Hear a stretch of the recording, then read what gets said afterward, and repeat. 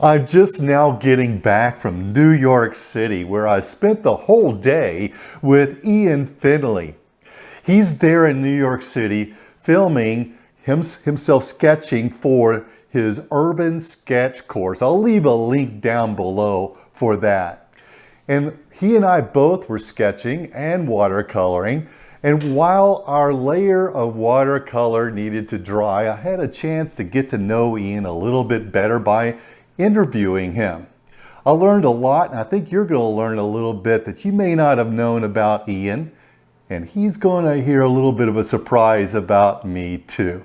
So here's the interview, but make sure that you stay till after the interview, and I'm going to show you my sketch of the same scene and see how that turned out.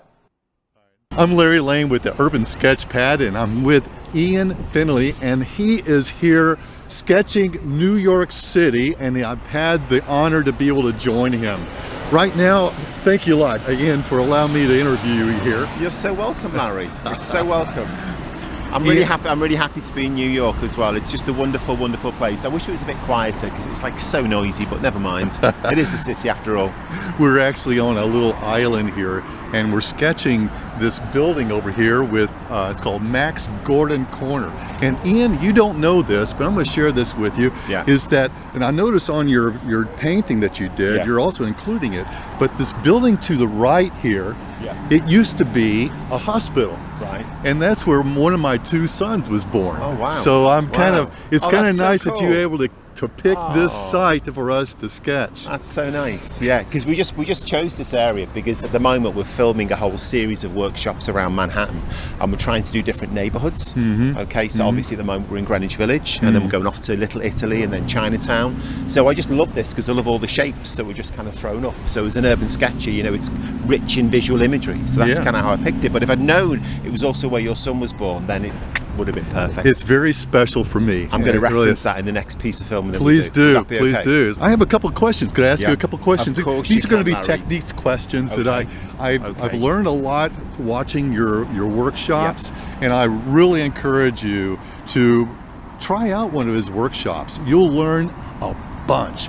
You know, as an architect, I've learned how to sketch kind of the straight and narrow and everything to scale. Yeah. But Ian has taught me how to be a little bit more loose, how to be able to be more expressive about what I'm seeing, and I'm still learning.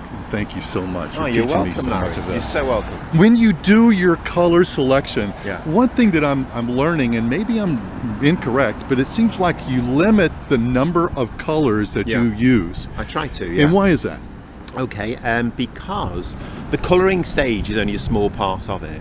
So if I'm sketching on location for maybe 2 hours, the colouring's only about 15 minutes. And because the scenes are quite complicated and they're layered with like detail and tone, I try and limit the palette because it teaches people how to maximise colouring. So for example, if you used 8 colours, then there would be no balance in the picture because you'd have 8 different colours floating all over. But if you limit your palette to say 4, you're forcing yourself to mix, and those mixes are going to help you to balance the composition together. So you, for example, you might use, say, a burnt sienna and ultramarine blue, and if you populate that mix elsewhere alongside the 2 colours separately, then it just creates a balance. And it's also teaching people about mixing and complementary colours and all that kind of stuff. So I think limiting the palette is a good learning thing for people, and it's something I do naturally. I mean, the maximum I would use is probably 5 or maybe 6, but that would include white as well. And I think if you go beyond that, it just starts getting a little bit messy and it's hard to control. So limiting your palette is good. I mean, we've done workshops where we've only used 3 colours, and they're great, especially when you're doing complex scenes like this. So this week when we're filming in New York, it's going to be 4 colours, and I never quite know what the 4 are going to be. I just kind of drag them out and keep my fingers crossed and hope they work. One thing that I saw Ian do on a previous video, which I thought was kind of cool, is that you said that you have these palettes, and the palettes have got pre-selected colors in them. And it depends on what you, as you would say, which ones you want to come out to play that day. Exactly. And I think that's just opening your eyes and your mind up to the experience of being on location. You know, I think if you plan everything beforehand, you're stifling that creativity. So you've just got to respond to the atmosphere and the space that you're in. And at the moment, being in New York, because it's so dynamic, it's so noisy. I've got to be very careful what I say here.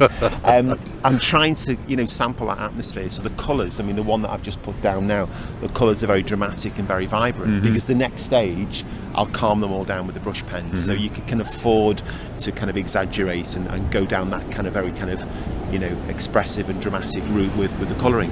Well, you're talking about the noisy New York, and that kind of brings up another question about sound. I noticed you had a photograph of you playing a guitar. Are you a musician also? Not really. Not really? Do you find that people pay me not to play. I was in a subway one time and the guy said, "I'll stop playing if you pay Yeah, me." give me some money. That's me, really. My wife, I make a fortune out of my wife. She's always giving me money to go into the other room. Ian, please go into the other room and play your guitar. I'll give you. And it works. And it works. I make a fortune. Yeah. Now I can play guitar, but I'm very shy about playing guitar. I need several bottles of wine down before I'll start banging out some tunes, and it's even worse when I start singing as well.